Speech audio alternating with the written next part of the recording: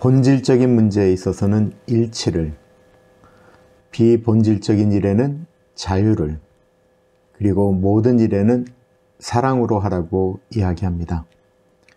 사도 바울은 비본질적인 문제에 있어서는 양보하면서 그 양보가 본질을 접근하는데 좋은 방법이 되어지기를 소원했습니다. 오늘은 사도 바울이 예루살렘에 있는 기독 유대인들을 위하여 비본질적인 것을 양보하면서 그들을 품고 간 이야기를 나누고자 합니다.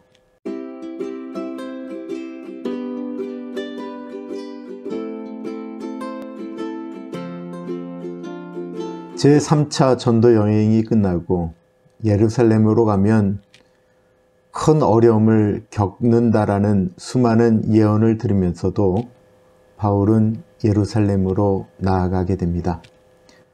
가이사랴 빌립보에서 몇몇 사람이 더 동행을 하게 되는데요. 그 중에 한 사람, 나손이라고 하는 사람의 이름이 나오게 됩니다. 이 나손은 예루살렘에 아주 큰 집을 가지고 있었던 것 같습니다. 부자였다라는 의미죠. 그가 가이사랴 빌립보서부터 움직이는 바울 일행이 예루살렘에서 머물 수 있는 그 집을 제공하기 위해서 일부러 한 60마일 정도 되는 거리, 가이사랴 빌립보에서부터 예루살렘까지 가는 거리에 동행을 하게 됩니다. 아마 이분은 하나님께서 그 큰 집을 주신 것은 이런 나그네들과 이런 분들을 섬기기 위하였다. 그래서 주신 것이다 라고 생각한 것 같습니다. 우리에게 주어진 것을 어떻게 선용하느냐에 따라서 우리의 삶의 방법은, 방향은 많이 달라지리라 생각되어집니다. 예루살렘에 가서 야고보를 만나게 됩니다. 어느 순간부터 야고보는 이미 예루살렘 교회의 가장 높은 자리에 올라가게 되었습니다.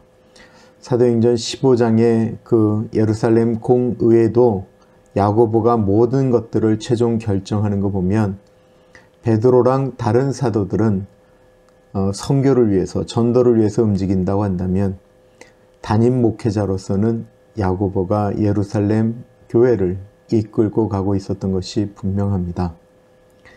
이 야고보가 사도 바울이 선교 보고를 하는 걸 다 듣고 하나님께 영광을 돌리겠노라고 이야기한 다음에 갑자기 이런 이야기를 꺼냅니다. 그 이야기는 한마디로 루머였습니다. 잘못된 이야기. 교회에는 늘 잘못된 이야기들이 돌아다닙니다. 안 했다고 하는데 했다고 그러고, 했는데 안 했다고 그러고, 이런 수많은 이야기가 돌아다니는데요.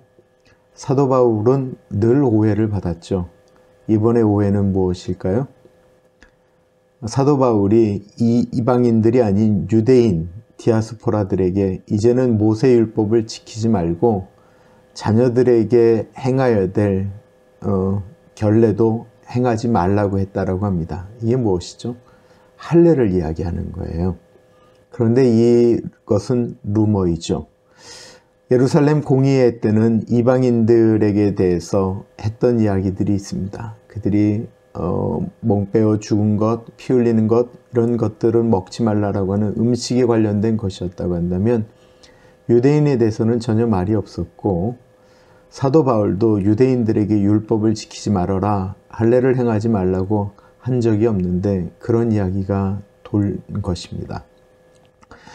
사도 바울의 일행 중에 디모데가 있잖아요. 일부러 사도 바울이 제2차 선교 여행에 디모데를 데리고 가면서 일부러 할례를 시킬 정도로 유대인들과 불편하지 않으려고 애쓰고 노력했는데도 그런 일이 발생한 것입니다.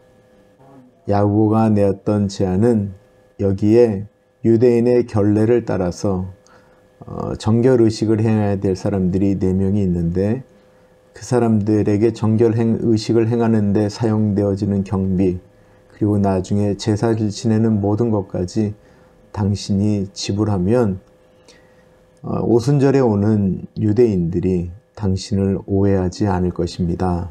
라고 이야기하는 그 말에 동의를 하게 됩니다. 그리고 사도 바울이 정결의식을 행하는 네 사람에게 사용되어지는 모든 경비와 또한 그 의식 가운데 일어나는 일들에 대해서 동참하며 같이 시간을 보냅니다.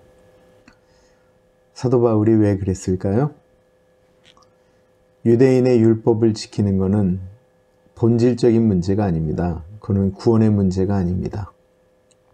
사도 바울은 자유로웠지만 이것 때문에 교회가 시끄러워지는 것을 원하지 않아서 양보했습니다.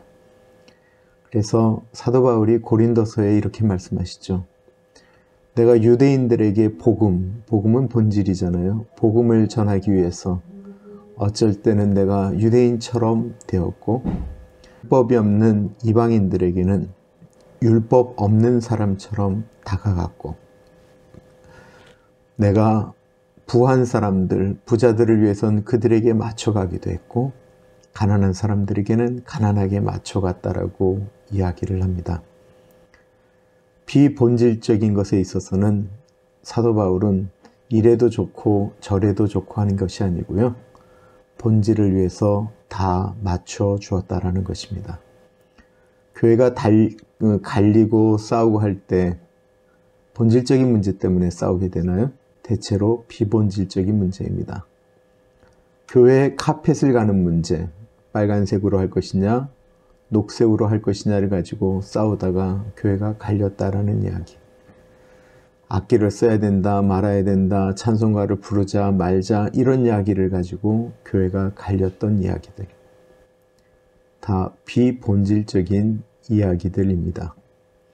바울은 그 비본질적인 문제에 싸우지 않고 사람들에게 맞춰줌으로써 본질적인 것, 예수 그리스도와 하나가 될 수 있다고 한다면 유대인들에게는 유대인에게, 이방인들에게는 이방인에게, 종에게는 종의 모습으로, 자유자에게는 자유자의 모습으로 나아갔다라는 것입니다.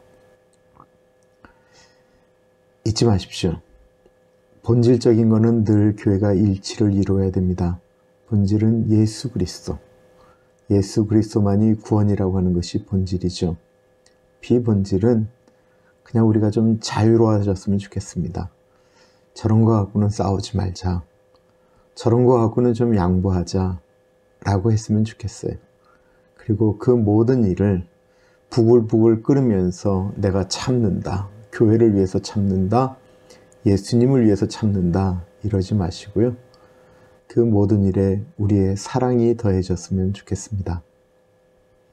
오늘은 여기까지 하겠습니다. 감사합니다.